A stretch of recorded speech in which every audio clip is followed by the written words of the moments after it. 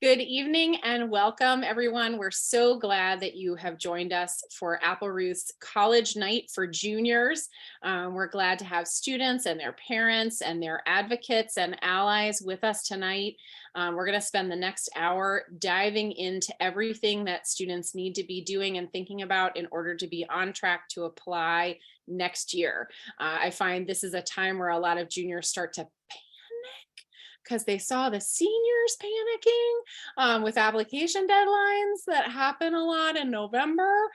So we thought this might be a good time to bring in the juniors and not hold them at bay and answer their questions and concerns. So I've gathered together a fantastic panel of experts to answer your questions tonight. So please feel free to put your questions in the Q&A box as they occur to you, and we will try and cram as many answers to your questions as we can in the next hour. I'm joined tonight by a fantastic trio. Sarbeth Fleming is a colleague and friend I've admired for so long, and I'm thrilled that she's able to join us. Sarbeth has worked at a lot of different places over the years, as have I. Our paths often cross. We're lucky enough for that, North Carolina girls that we are.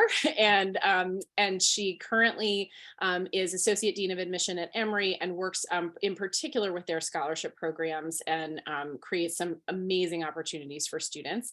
And a couple of those amazing students are here with us tonight. So we have Adina, who's originally from LA, I think, is that right? Okay. And Josh, who is a Georgia native, I believe. I mean, maybe not native. I don't know if you, but I do think you went to high school here at least. And they're going to share a little bit about their experience and perspective as students, what life has been like on the other side, and why you go through this crucible to get to college, and a little bit about their own preparation as well. So you've got some really good resources on this side of the desk tonight, and I hope you'll take advantage of it by putting your questions in the box. I want to let everybody know, if you would like to use closed captioning while you're watching the webinar, you can do that. And a brand new feature is that you can hopefully do it in another language. So if you're an English language learner or a parent who is also learning English, it might be easier to watch the scrolling captions in your own language. And we invite you to do that if that would be something that would be helpful to you. I wanted to just begin by telling you a little bit about Applerouth and why we do this kind of work. So we really believe that when you can change a student's self-belief, you can change their life. We believe in helping students find their best selves and share that with the world. So we're an education company, and we help students in three distinct ways. We help students with academic tutoring, and we work with students anywhere from late elementary school all the way through college. Our tutors really enjoy working with students on college classes in very specific and specialized fields. We help students with high stakes standardized test preparation. That includes the SSAT and IC for students who are applying to secondary schools, the SAT or ACT for students who are applying to college and want to know where they stand on testing, as well as students who might be applying to graduate school. We help with the GRE. We also do executive function coaching, which is helping students develop the organizational skills and strengths so that they can shine their brightest in the work that they do academically. So if we can be of help to your student, we will be glad to do that. And this is a really good time to do it because our holiday sale starts tomorrow, but I'm telling you about it today. So this is a chance to jump in if you would be interested in working with us for test prep or academic tutoring. We'd be thrilled to be able to help you. And you can tell them I told you today. It's okay. They said I could. So we're going to hear a lot from our panelists in just a second, but I do want to launch a quick poll just to get a sense of our audience. I want to make sure we know if we're talking mostly to students or parents tonight. Are you an educator? And where is the student in the process? Are you really a junior? Are you a little bit early and trying to find out the scoop before you get there? So hopefully my colleague Peter has launched the poll and is giving you a chance to answer those questions. And we will continue our conversation because we're really just going to do a big question and answer tonight. So as the questions start coming in, I want to just invite our panelists to introduce themselves to begin with. So Starbeth, if I can ask you to go first, and then Adina and Josh, if you'll follow up, and just tell us a little bit about your background and where you're from and the things that you do. Right. Well, yes, I can start. Again, I'm Starbeth Fleming. I'm the Senior Associate Dean of Admissions and Director of Onboarding and Student Flourishing, long fancy title, at Emory University. I have worked on pretty much every type of college admissions, from working at historically Black colleges and universities, working on the grad school level, the undergraduate level, working at military academies, as well as being a high school college counselor. So, and working for a community-based organization as well. So really looking at the college admissions process from every possible angle. And I've been doing that a little bit more than 2 decades, a long time ago. But I have seen it grow and change, and I honestly just love the college admissions process, and just making sure that everyone that goes into it truly understands all of their options. And so, yeah, that's what I'm here for, to help students, to help parents, to help guardians, to help anyone who is interested in the college admissions process, to make sure that when they are facing that process, that they are well educated on how it can be beneficial to them.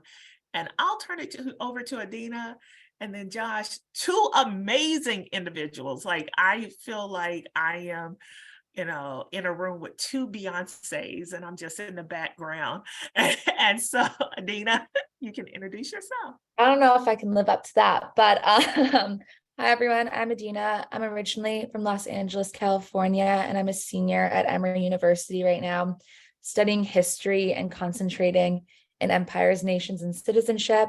I'm on the pre-law track, so I've applied to law school. I got into law school, really exciting.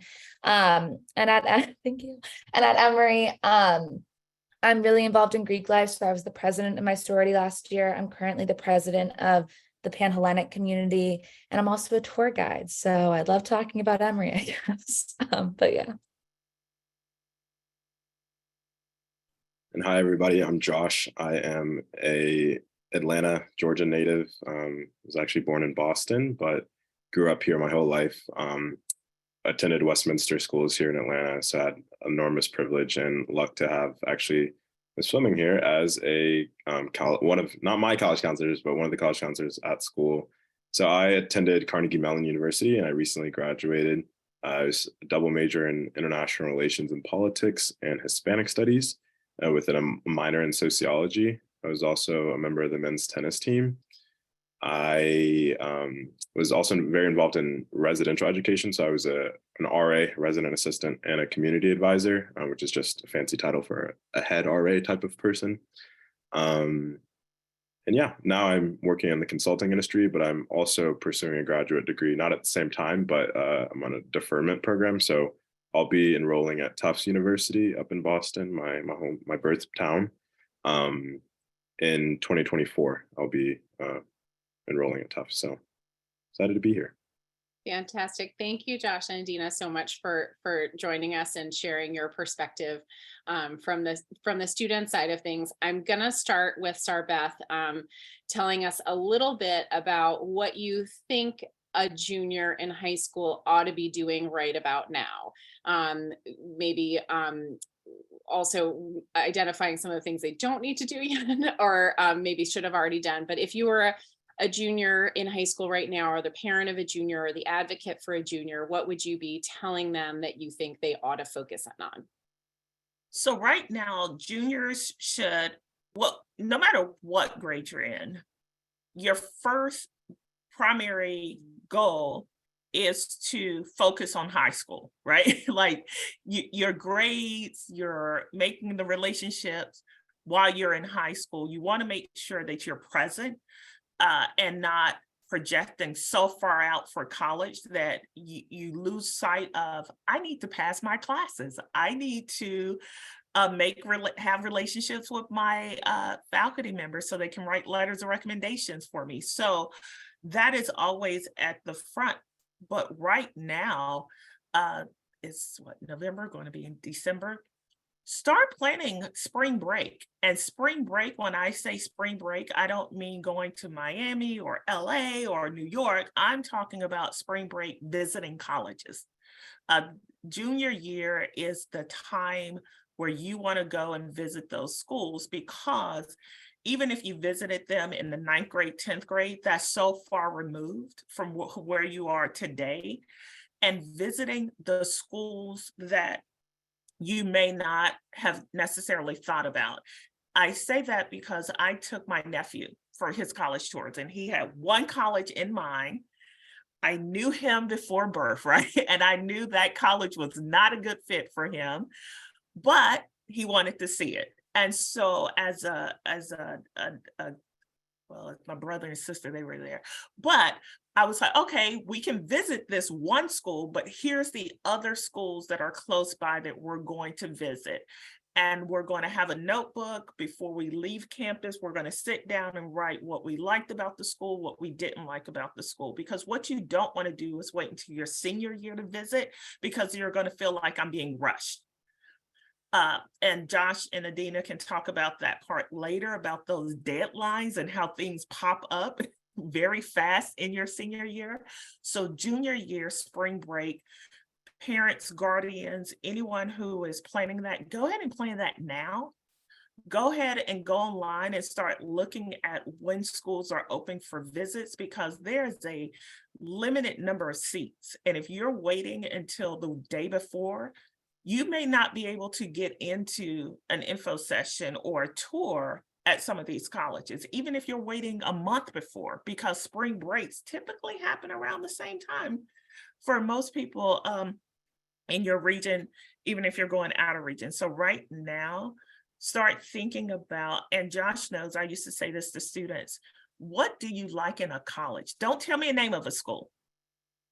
I don't want to hear a name. Do you like large? Do you like small? And why? And start thinking about that. Do I want to be in a city, not in a suburb? But juniors, start thinking about that spring break trip. I think that's a great place to start. Josh, did you have a chance to visit schools when you were in high school? And when did you do that? And how did you figure out to do that, and where to go, and all of that good stuff? Yes, so I'll give two sort of answers that connect in a fork, but there was the athletic route, which for recruiting can start quite early. But there's also some sports that take longer. Tennis, I would say, is a little bit longer, but I was antsy about college. Miss Fleming can tell you, I came to my college counselor with about 50, 60 schools when I was a senior. And to try to when I was a junior, and to try to narrow that down, it was quickly, well, do you want to go to school in the middle of Missouri or Minnesota or somewhere in the Midwest? I said, no, probably not. So that's great advice to narrow it down based on geography, based on temperature, climate. That's a very big thing. I also used sort of family trips or school trips, or anytime I was in another state, I made a point to really try to get to a school. Because I think a good thing to know is not just a specific school, but a type. So if you're going to a UGA, you may be able to compare that to I don't know, let's say Michigan, different climates, but big schools, very heavy with sports and Greek life and things like that. So I tried to get a feel for the type of school that I wanted to go to, again, type, early on. And I definitely would second Miss Fleming's advice, because I did the majority of my real intentional visits the fall of senior year, and I had to try to fit them all into 1 month. And it worked out for me, but I would definitely not recommend it. And I'm not sure, I don't want to speak out of turn or speak to give false information, but at least when I was a senior, there were diversity fly-in programs. So there were programs at these colleges, and you can navigate to this sort of information on the college websites about visits. And they typically, a lot of the schools I was looking at gave opportunities for students from underrepresented backgrounds to fly in on expenses paid by the university and visit the school that way, if you know, financially, if it was a hardship to try to visit the school otherwise. So that was a very, very big part of me being able to go to the schools that I visited. And I would take advantage of that opportunity. Thanks, Josh. I'm so glad you mentioned those programs because they're an important part of what a lot of colleges are doing to try and bring students lots of different places.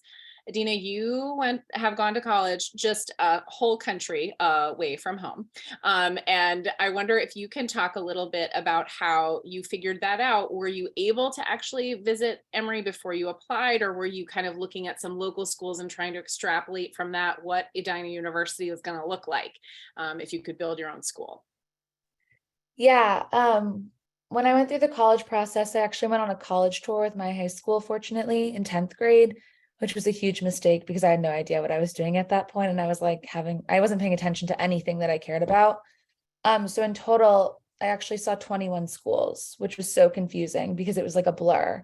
And every tour was the same. I mean, an hour and a half of like nothing. But when I was making the decision to go and I actually didn't see Emory University. I almost did. I was at Vanderbilt and my mom was like, should we just drive there? And I was like, no, we shouldn't. So when I got into Emory, I came and visited it and really fell in love with the culture. And that was what got me here more than anything else. Plus I was anti-cold. I mean, I'm from Los Angeles and I can't really go below like 50 degrees.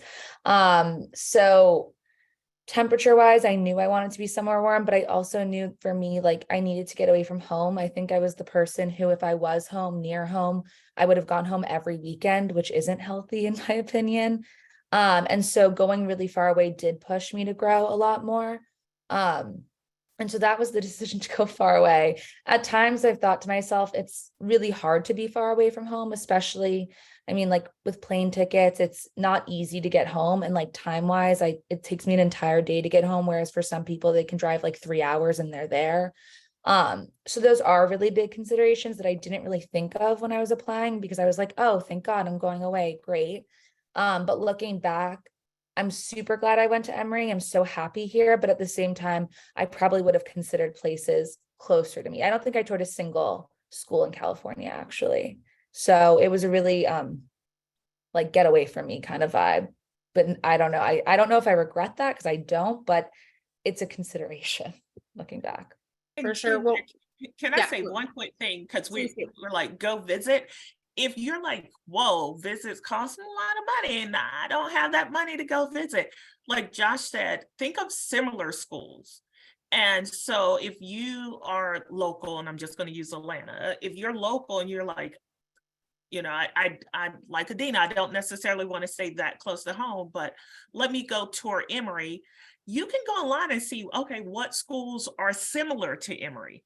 Or let me go visit Spelman, Clark Atlanta, Georgia Tech. And so visit the local schools. And then that way you can say, okay, I like this field. Let me find similar colleges.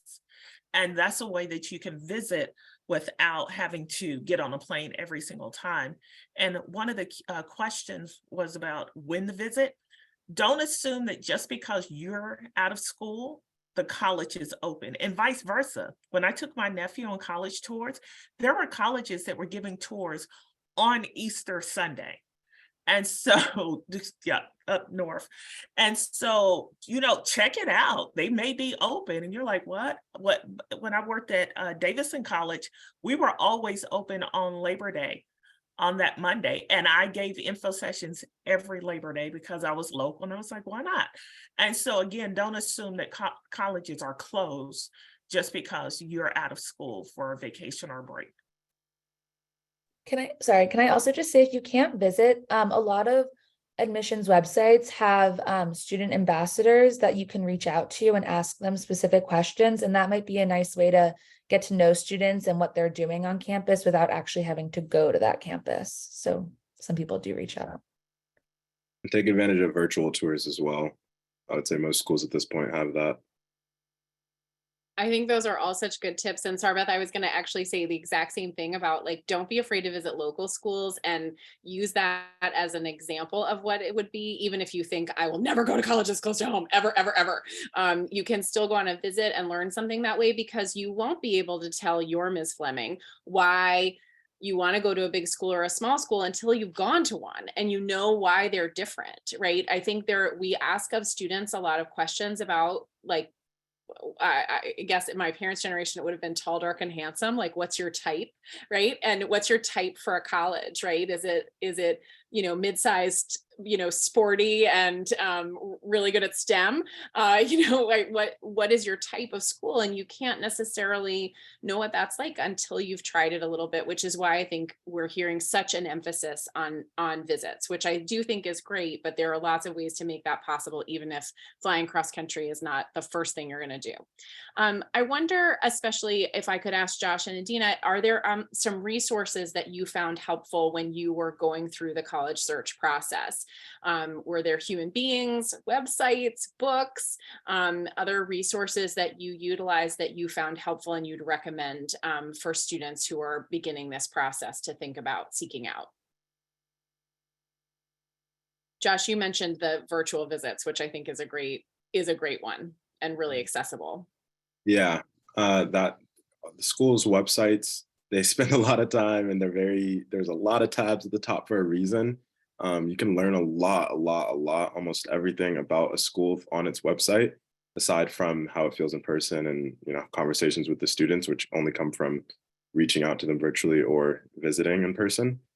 But I also just use social media, to be honest. I looked at YouTube. It's a day in the life of a student at this school. And I reached out to, like I said, I used times where I was with family out of town, perhaps, to stop by a school. I also used family to say, hey, I know my dad's friend's son goes to Xavier University and elsewhere. Like, let me ask how they like it. So you really want to use everybody at your disposal, everyone in your network, and I say network informally, to see where they go to school. How do they like it? Obviously taking things with a grain of salt, and doing your own research first, and recognizing what your values are. That definitely comes first.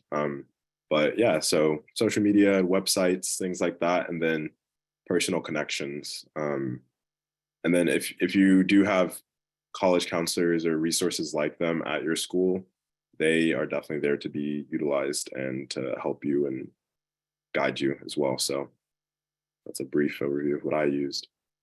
Yeah, those are good tools. I think also my mom was really obsessed with the Fisk Guide to College book. It was like this I don't know, it was so thick. It was like this big. And I would sit with her at night and I would just circle, like, what could I potentially be interested in even seeing? And it was kind of fun because they had student quotes about what the school actually was like. So just at first, like even before going on anyone's website, that's what I did, because I was like, I have no idea where to start. And they had, I think, like almost every college I could possibly think of in that book. And then, yeah, social media was key. I feel like TikTok probably now is cool. I know there's a class at Emory that like actually has a TikTok page. So like people are doing innovative things that you can see what the culture is like. I love that. I'm such a fan of internet stalking in a like not creepy way, because I think you'll see things, right? On the tour, no one's going to say it's a party school, but if you look at their Instagram and there's a lot of red Solo cups in every picture, there's probably a lot of parties at that school. So there are some things that you'll hear and some things you'll see, and those can all help you kind of understand the fabric of the school. And I do think you're so right, Josh, that the websites have been designed very thoughtfully and very deeply. I find for students, sometimes it's helpful to go to the website with a question that you're trying to get answered, because otherwise you can kind of get lost in these beautiful photos. I don't know what university photographers do on rainy days, because I've never been to a college where it didn't rain, and yet I've never seen a picture of rain on a college website yet. So you see these beautiful pictures and you think all everybody does there is play Frisbee. So if you go with some questions like, I'm interested in music. Do I have to be a major in that field in order to do music, right? If you go in with a question, sometimes that can be really helpful. And I, like your mom, I'm a huge fan of the Fisk guy. Ted Fisk is actually married to a former professor at Duke, so I've actually known him for a really long time, and I'm a big fan. I'm especially a fan because it gives you suggestions of other schools, right? So you find, if you're like Sarbeth's nephew and you've got one school you're crazy about, it maybe suggests some other schools that have overlapping applications, and that can be a good way to expand your list and find some other ideas. Sarbeth, are there any other resources that you might recommend? I would definitely say social media is great, but Josh hit the nail on the head. Like, take it with a grain of salt, because I have seen people's YouTubes and they're like, this is how I got into this school. And I'm like, that's not how you got into that school. And so no, go in with a purpose. Like, if your purpose is to say, let me see if it's a party school, let me see a day in a life, and really don't just use one person as the end all and be all. Like, that's the beginning of your research. And if you say, hey, I really like this school, let me do a deeper dig. One thing that I really like, and I think every student should do it, every parent, every guardian, not only look at the college's website for admissions, but look at their top stories, look at their news, because they're going to talk about what's happening on their campus, what's important to them. And that's where you can start seeing the values. If they're publicizing different speakers that are coming to campus, you're like, I would love to hear all of these speakers. You can start seeing, okay, here's a school where I can see myself being connected in a lot of different ways, because their news stories, their speaker series are things that I'm automatically interested in. And vice versa. They might post a lot of stories and you're like, this is horrible.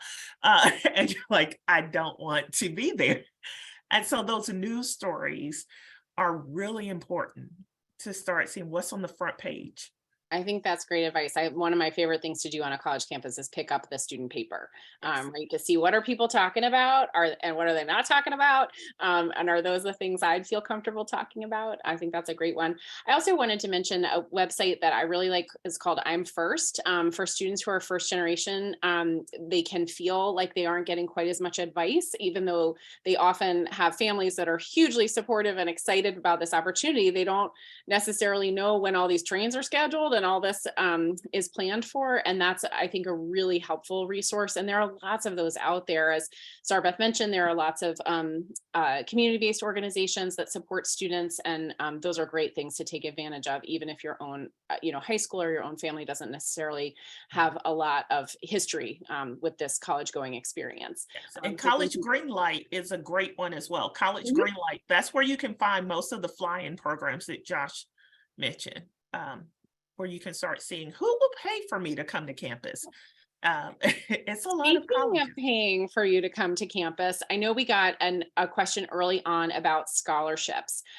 So I wanted to ask a little bit about that process. I wonder, first of all, for our students, did you have a conversation with your family about the expectations about the cost of college and whether or not you had won the family scholarship, which is to say how much your family was going to be able to support you on the process and how much you might have to look for need-based financial aid or outside scholarships to support that? Was that much of a big part of your process?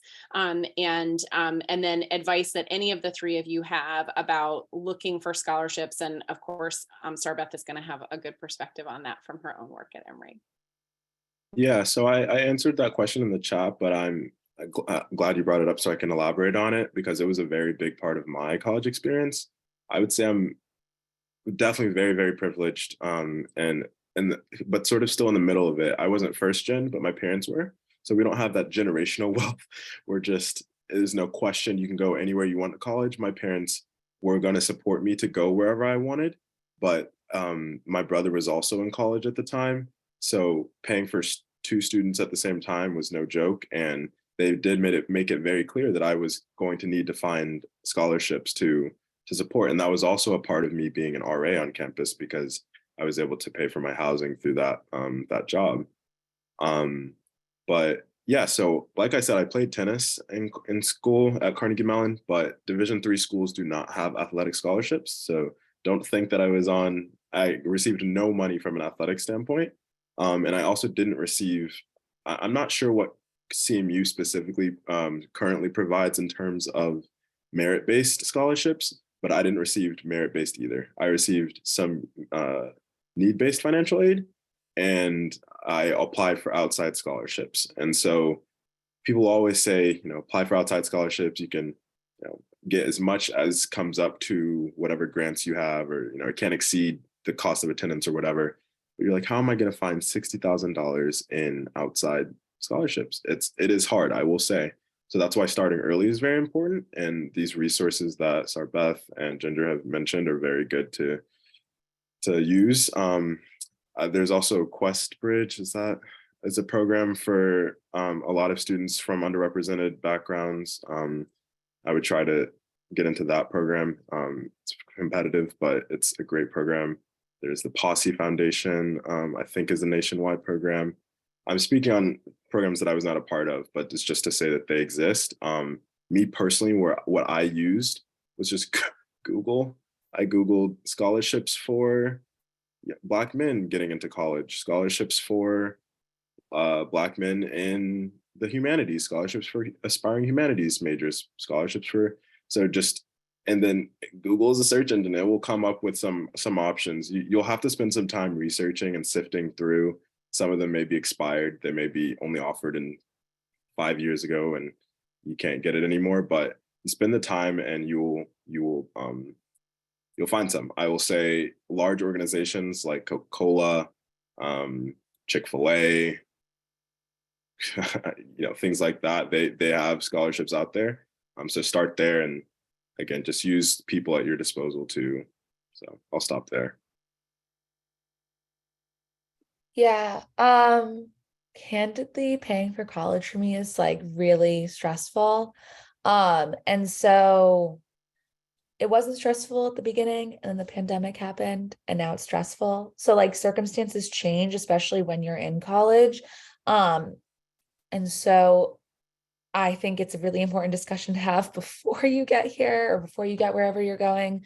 But while I've been in college, because my circumstances have changed, I've looked into like university department scholarships, things like that. And a lot of schools do offer those opportunities. And so I would just say definitely have that conversation beforehand, because it like eliminates a lot of stress for the next 4 years. And also, I know a lot of schools now are working to make college affordable for a lot of people. So Emory has like merit-based scholarships that you can apply for that would have been helpful to know when I was applying, except I didn't visit here, and things like that. So just really read the websites that you're also on, because the schools themselves also offer opportunities. Yeah, I actually, Josh, I mentioned you last week when I was on campus about Josh worked and looked for scholarships harder than any student that I've ever worked with in my 20 plus years. Like it was, oh, here's a $1,000 scholarship. Here's a $3,000 scholarship. Because what happens is so many times people think of Questbridge and Posse and Coca-Cola and all of these Jack Kent Cook and all of these huge scholarships, and everybody's applying for them. And I remember Josh would come in with a scholarship and it's like, wait, is this a made up organization? No, they're giving $1,000 if I submit an essay. I already have my essay for my college admissions. All I have to do is mail this to them and I get $1,000. There's only 10 people who are applying. And so looking for those smaller scholarships, church scholarships, community organizations locally, 100 Black men, fraternities, sororities, locally. And you might think, oh, well, that scholarship's only $500. Well, one, is $500 more than you had yesterday. And two, $500 plus $500 and a couple of thousand can add up. And so those huge scholarships are great if you get them, but they're super competitive. And looking now, especially junior year, because a lot of those larger scholarship deadlines will be August and September of your senior year.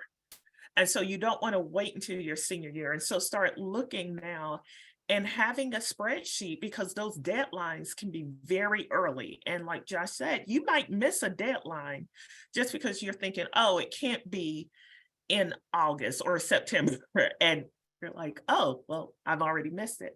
And so being as intentional for those scholarships as you are when you're looking at the college process. I would say they both need to happen at the same time. Please do not wait until you get accepted and then say, oh, well, I've been accepted to my dream school. Now let me figure out how I'm going to pay for it, because that ship has sailed. And so you want to do both at the same time, looking for those scholarships and looking for those schools that meet 100% need. There are a lot of colleges out there. And what that means is if it shows your family can pay $20,000, some schools will give you the remainder in grants and scholarships. And so being very intentional with asking those questions and being very honest, parents, guardians up front. I've worked with students and parents have said, I didn't think they were going to get in, so I didn't plan. And now the student has gotten into their dream school, and now you're having a tough conversation of, well, we can't afford that, versus having that conversation up front and say, okay, if you get in, you're going to have to come up with this amount in scholarships, or we're going to have to find another way. And so being very honest and being very candid, I know as a parent myself, sometimes those conversations can be hard because you don't want to disappoint your child and they work so hard. But truthfully, even if you, and I've seen people do this, like, okay, we can pay for the first year and then we'll try to figure out what's going to happen after that. Don't set anybody up for that type of failure, because they're going to get there, they're going to love it, and then they're going to have to leave unless you win the lottery, right? And so having a very truthful, candid conversation, but there are scholarships out there, but it's a lot of hard work. Agreed. I wanted to share a few resources if you're not as industrious as Josh and able to come up with all these wackadoodle scholarships. Did you do the duck calling one? That one was, there's a lot of crazy ones No, out but I there. saw it. I did see it. See, he's looking. A couple of resources that I really like. One is called Scholly. That's the only thing that you have to pay for that I'll ever recommend. It was developed by a Coke scholar, actually a former Coca-Cola scholar. So I've read for the Coke Foundation and Jack Kent Cook. I'm reading for them right now. That's one that I think is really great. And that's someone who wanted to pay it forward, right? Who did what Josh did in terms of like trying to find all these different outside scholarships and putting it together. There's a website called Going Merry that is also trying to kind of put all those scholarships together. So you can, kind of write one essay about leadership, and they'll tell you 8 places you could submit that essay for an application. And Scholarships 360 is another one that does that. So those are a few that I would recommend in particular.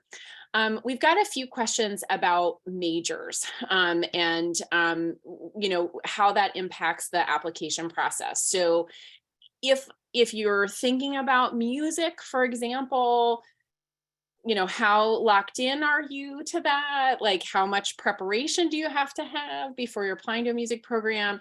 If a school has multiple undergraduate programs and you're not really sure you want to study, do you have to make like a strategic choice? Do you apply to a bunch of the schools? Can you just go in undecided? So Sarbeth, can you tell us a little bit about how the admissions process is related to choice of major? Yes, I can. And I laugh because in my former career, before I started with admissions and higher ed, I trained as an attorney and was a lawyer. Adina, you're going to be great. And the answer is it depends, right? In that it depends on the college. It is not a one size fits all when it comes to colleges. Some colleges, you do have to apply directly into that program or major.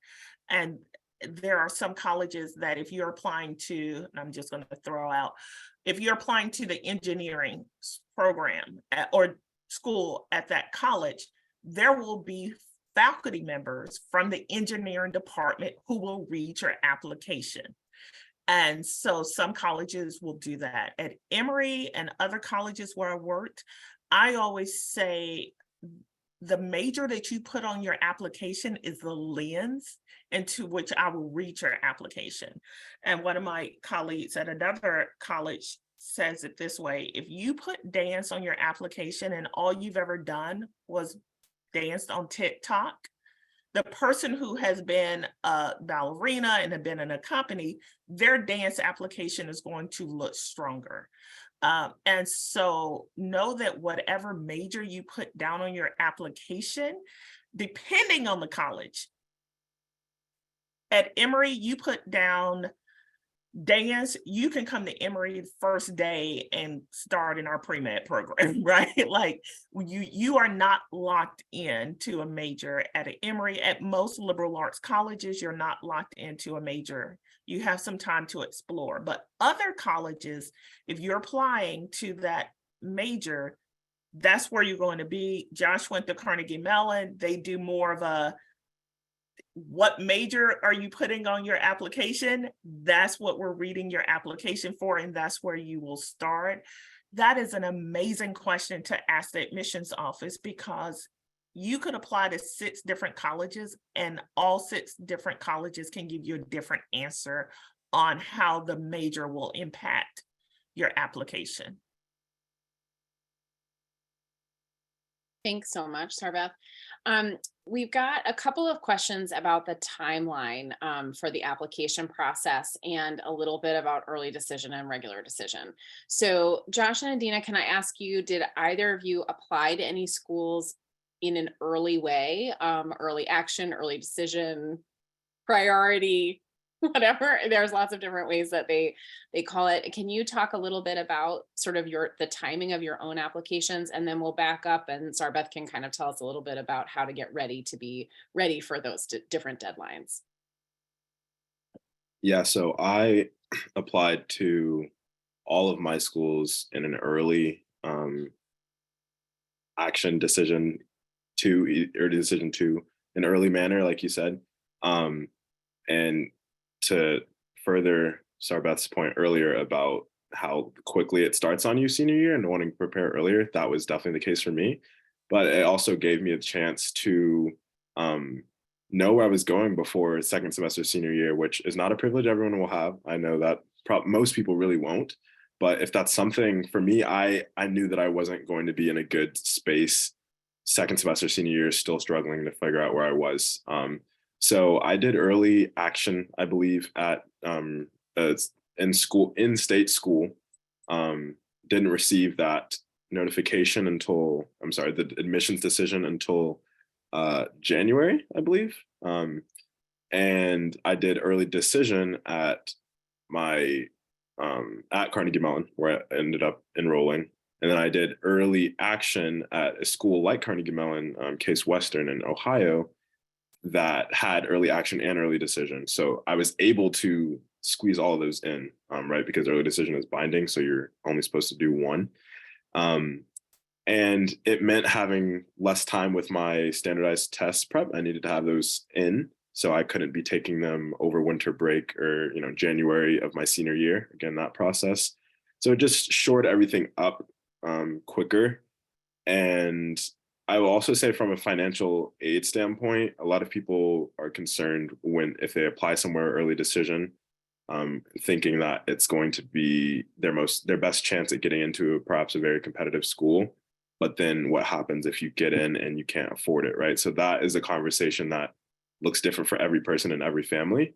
But yeah, so that's all that I'll add on the early side, is that if it's a binding agreement, just be sure that you know your financial status and standing with your family and are having that conversation, and also know where the school stands on meeting need, like Ms. Fleming said. Yeah, in terms of the timeline, I think I did everything wrong. I had all my applications, all of the schools that I really actually wanted to apply to were done by November 1st, I think is the early decision deadline for a lot of schools. If I'm wrong, someone correct me. Even if I applied regular decision to them. So I applied early action to one school, early decision to one school, and then I applied regular decision to 17 other schools. It was a disaster because after I got my early decision back, I was deferred. And then I spent all of winter break like on a computer being like, why do I want to go to X, Y, and Z school? And I was like, I don't care. I just want to get into college. Like, it doesn't matter, which it should matter. Like, where you apply, like, you actually should have a reason for applying there. But then between the like early decisions, so I got deferred, and then I like sort of got a weird decision back from them that I could go my sophomore year if I retook biology, which was so not going to happen. So that was out. And then I don't know, it was just very confusing. And I say, like, I think early decision does, if you get in, it's great, like you're stress-free second semester. But most people aren't in that position. So you're not really alone. Like, I think I went to an all-girls school. I think most girls at my high school were like stressed out until the very end. And I actually ended up going to a different school at first. I was waitlisted at Emory. And then literally after I went to orientation for one school, I had my ID card for them. I ended up getting into Emory and visiting it. It was like the most tumultuous experience ever. So if you could take anything away from what I did, is don't do what I did, but also really know your list and like only apply to the places that you would care to go to. And don't freak out. Like, I freaked out and it ended up being so stressful. Don't freak out. Like, there is a method to whatever happens to you, and it's fine. Like, no matter where you go, I always tell people this, like, no matter where you go, you are who you are, and you're going to seek out the opportunities you would seek out anywhere else. And so you're going to be fine. Doesn't really matter. But don't apply to 19 schools. Bad choice. I It's will. exhausting to do that many applications and it can be expensive. I think that cautionary tale is helpful. Sorry, Beth, you were going to add something. Yes, so early decision, I just want to make sure we all understand what that term is. Early decision is binding. If admitted, I will come. Early action is, I apply early, you let me know early, but I'm going to look at all of my options. So early decision, if you're in my info session, I always equate it to homecoming dance, because I was doing that recently with my daughter. And so I was like, if someone asks you and you say yes, you are going. That's early decision. You have decided. Early action is someone asks you and you say, well, thank you for the offer. Let me see my other options. And so that's the difference between early decision is binding. And like Josh said, if finances is a part that you want to consider, a lot of schools will not let you know about merit-based scholarships until much later. You can know about need-based aid at a lot of schools, and a lot of colleges actually have calculators on their financial aid websites where you can go online now and plug in a couple of different answers, and it will say, based off of the information you gave us, here's how much you would qualify for need-based aid. And so that's the difference with early decision and early action. Decision, decided, action. Thank you. I'm going to look at my other options before I say yes. That's very helpful. It is up to the college whether they offer an early decision or early action plan. And as Josh mentioned, there are some schools that actually will have both. So there's no kind of magical list that's sort of like, these are all the early decision schools and these are all the early action schools. You have to actually do the research to see if what policy or program your schools offer and whether or not those are right for you. And then they also will do wacky things like call it different stuff, like they'll give you a priority deadline. The University of California system has just a window that you have to apply in the month of November. So no one who's applying to the University of California is on this webinar tonight because they're doing it all today. Today is their deadline. The very last minute is the most productive one, as it turns out. So you do have to do a little bit of research to know what your school offers in terms of program, and then you also have to do the soul searching to say, like, can I get my best application in at that deadline? There is a regular decision. I feel like we've gotten to a place where there's only early and late. There's early and regular. So lots of people do still file applications, usually for the beginning of January, but you can also apply chronologically early, even not necessarily against the deadline, but the deadline's the last minute you can apply earlier than that. And some schools that have rolling admissions will let you know as soon as your application is complete what their decision is. So there can be an advantage to applying chronologically early as well. So I hope that covers all of our early all of the early questions that we had. I wanted to jump on something you mentioned, Josh, about timeline and testing. So thinking a little bit about what to do when in order to be ready. So I think one of the best things we can do tonight is give people enough advice so that if they do decide they want to apply early action or early decision, they can, right? They don't have to like wait because their application won't be complete or they won't have anything involved. So Josh, if you want to elaborate on what you said in terms of the timing of preparation and taking the tests and the application deadlines, I think that would be helpful. Yes, so testing is one of those things where, just like applying, it can get expensive if you're taking the standardized test a lot, or applying to a lot of schools. You can be eligible for some fee waivers for applying to certain schools. So look into that as well. But start testing early. They're only offered to so often, right? You can't take the test every weekend, whether it's the SAT or ACT, I don't think. So you just have to be strategic on that end and know that if for personal reasons, for any personal reason you want to apply in the early on the earlier side of the timeline for applications, you'll want to get your best test score as soon as you can, and just know that but like you were saying earlier, Ginger, I think we're talking a lot about early as if regular is still not a thing. I'd like to make a case for regular decision, which all schools offer, right? It's just they have to. It gives you that chance to do your best. Maybe testing is where you really struggle. You're a great student, but and you want to also, because I know test optional is a thing that maybe Sarbeth you can speak to, but if you think that you can produce a great score on one of these standardized tests to support your candidacy, but you just haven't gotten the score that you know you're capable of yet, taking it later and doing regular decision will give you that opportunity. So it's just a strategic thing. But the Common App essay is the Common App portion, the Common Application, where a lot of most schools you apply to will take the Common App. You'll want to start thinking about your Common App essay early. I know for my school, we had to, on the first day of senior year, basically turn in a draft of that essay. And it's important to have people in your support group, a parent, an advocate, an ally, whoever, hold you accountable in that way, because you'll do your best work when you have some time pressure early on and not putting it off to the last minute, because you want to make sure that you're representing yourself authentically and well to these schools. So again, just if you decide to do things early, you have to think earlier, and that testing piece is really key. If you haven't quite hit the score that you think is what you might need for some of the schools you're looking at, regular decision may be your best friend.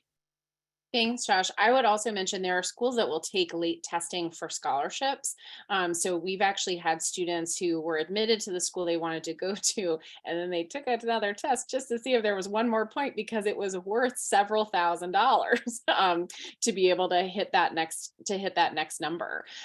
So we do work with a lot of students who are prepping for the SAT and the ACT. And one thing I would say, the tests are designed to be based on Common Core standards. So they're trying to involve some of the things that you've done in school, but they're trying to kind of test you in a slightly different way to see how you can apply that information and recall it.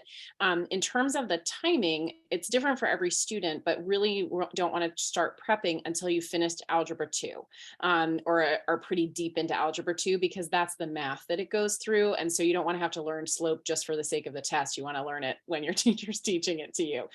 So some people like to do their prep over the summer when they don't have other activities going on. For other people, that's, pre-season for their sport.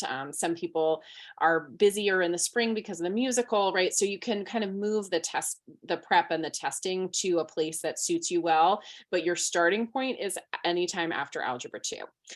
So I would just add that perspective.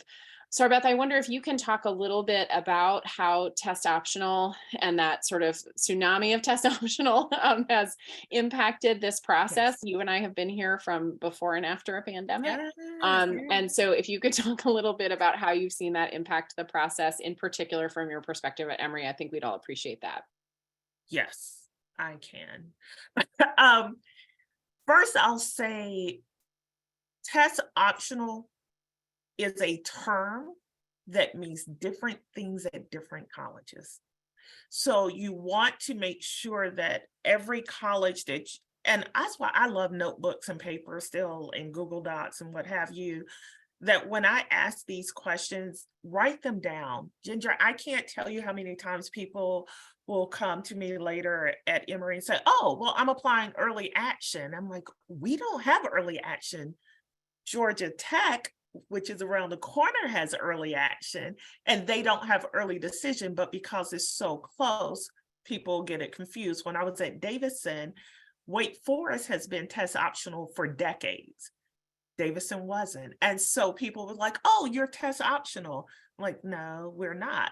I mean, they are now, but back then, and so one, make sure that when you're a school, college is saying they're test optional, what does that mean for that school? Some colleges are test optional, but if you go test optional, that means you need to have an interview, or that means you need to submit AP scores or some additional information. Some colleges I've even seen, if you apply test optional, you need to submit a graded paper. And so there are things like that where you may be thinking my application is complete because I'm applying test optional, but you don't realize that unlocks another layer of information that needs to be submitted. I actually love the term, and Ginger, you may have said this term, submission optional, right? I remember. I'm trending, y'all. That was like, I'm trending. I said something and then Sarbeth said it. Like I'm telling you, I right? love the term submission optional because I honestly, this is me personally, think that every student, if you have the opportunity, take the test, right? See, you might do amazing and surprise everybody that you know. You might surprise yourself. You might do horrible and then just keep that test to yourself, right? But just going in saying, oh, test optional, they don't require the test, that could put you in a situation where if you decide later, oh, I want to add this college to my list, and now they require the test and I haven't taken a test. And like Josh said, it's not like something you can just go and say, oh, I'm going to go take this test tomorrow. And so the submission optional piece is what I think. Also, some colleges may be test optional when it comes to admissions, but require the test for merit-based scholarships. So again, you want to be making sure that you're clear. What test optional has done has allowed some students to apply to colleges that they may never have thought about applying to before. What individuals have to keep in mind is that since a lot of colleges have gone test optional, they're not these magical dorms and residence halls that have been created all of a sudden. So there's still a limited number of seats at the schools. And so having more applications, it allows colleges to see more students, but it allows students to explore additional colleges, but it is not a golden door ticket. No college is admitting a student solely based off of a test score or not a test score. It's just one component of the overall application. So if you have D's and F's and you're like, oh, great, they're not requiring the test, your D's and F's, it doesn't matter, right? Like we still require transcripts. And so it allows more students to apply. And sadly, Ginger, I'm going to say it to you and Josh and Adina, because we're all friends and everybody else on this. I actually think that it has given some people false hope as well, because they're saying, oh, the school doesn't require a test, but everything else about your application still needs to be strong. And so think of it as one component, but not the overall complete application. Thank you, Sarbeth. I think that's really helpful. And one last question, if I can, for each of our fantastic panelists. If you could just leave our attendees tonight with one tidbit, one little bit of advice, one thing to do that will help kind of make this all possible, right? Because we know if you want to go to college, you will. If you like, you can make this happen. It may take you a long time to get a degree. It may not be always without stress, but if you want to pursue higher education wants you there, and wants to create opportunities and pathways for you. So if we could leave everybody with like one little tidbit, one little bit of advice, one little bit of encouragement, to help navigate these waters, what would it be? So Edina, let me start with you and what your one piece of advice is. When I give tours, I like to tell people that applying to college, like you're going to find a college to go to, but really what you should look for is and reflect on is what your values are and where do you see your values reflected in a place. So for me, that was balance, and I knew I'd be able to find balance at Emory. And it's really easy to find a place if you stick to a few like key things that you care about, as opposed to like just throwing paint on a wall. So really just narrow it down based on like what you care about and not what everyone else is telling you. Thank you. Josh, how about you? Yeah, know your values for sure. And that comes back to financially as well. If college is more of for some people, college is all about the student experience and having a wonderful time, getting an education in the process, best 4 years of your life type of thing. For others, college means a way for economic empowerment and advancement. So be real about that for yourself. Own the process for yourself. If the best option for you means going to community college for a year or two and then transferring in with great experience, great GPA, great maybe a financial aid offer as well, do that. If you think you want to go to a state school and later discover you liked a smaller school, but all your friends are going to a big state school, do what's going to make you happy. It's your experience. And also go somewhere, if you can, go somewhere where you think, because you can't know until you get there, where you think if something big happens, you'll still be happy. So for me, if I had to stop playing tennis, the sport I love, and I, for some reason need to stop playing, would I still be happy at this school otherwise? And the answer, no matter what that big thing for you is, if it somehow is taken away from you, you should still want to be where you are. Thanks, Josh. Sarbeth, I'm going to give you the last word.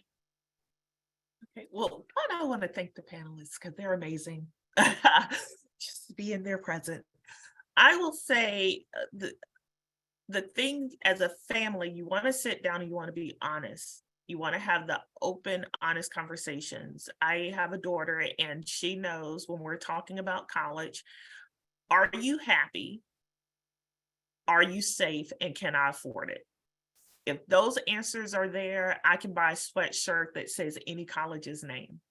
And so being mindful that as a parent, as a guardian, your student has to be happy. They have to be there every day. And so really not putting on what you want. Like for my nephew, I knew he didn't need a big city and he ended up not going to a big city, but I didn't just say that. I took him, we walked around and he said, I don't like this. And I said, okay. And so let them make this decision, be the guide, be the support, but ask the questions. College admissions offices are there because we want to answer questions. Edina gives wonderful tours because she wants to answer questions. Josh is on this panel because he wants to make sure that you are equipped and you have this information to make your process easier and smoother. So don't be afraid to ask the questions. A lot of times families will come and say, oh, I wish I would have known. I was like, well, ask. And if I don't know the answer, I can connect you to someone who can help you because it may not be important to me, but if it's important to you, then it's important. And so asking the questions, but keeping the notes and making sure that I love what Edina said at one point.